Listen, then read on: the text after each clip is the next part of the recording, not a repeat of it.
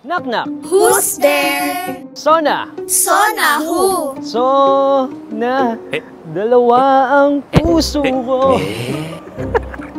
Okay na yun. They ask you how you are, you just have to say that you're fine when you're not really fine. Hanep sa pagka-corny, no? Pero alam mo kung ano ang hindi dapat corny? Ang sona ng Pangulo.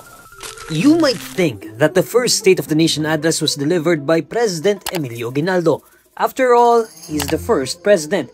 Well, nagbigay noon si Pangulong Aguinaldo ng congratulatory message before the Malolos Congress 3 buwan matapos ideklara ang kalayaan ng Pilipinas.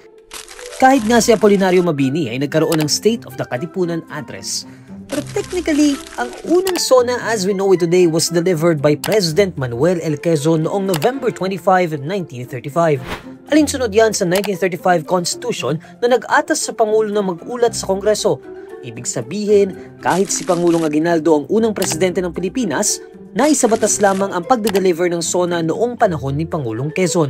So far, there have been 86 SONAs since 1935, pang-87 na SONA ang ide-deliver ni Pangulong Bongbong Marcos sa July 28. Ang bawat Pangulo may kanya-kanyang estilo at tema sa kani-kanilang mga SONA. Pero tandaan, hindi lamang ang Pangulo ang nasa spotlight sa araw ng SONA. Dahil tayo, may sariling responsibilidad. Dahil ito ang nagsisilbing pangunahing ulat ng Pangulo sa bayan, ito rin ang oras para tayo ay makinig. At mas importante, maningil. Ano na ang mga mahalagang nagawa ng pamahalaan sa nakaraang taon o mula nung siya ay maupo sa pwesto? Ano ang mga prioridad na batas o programa?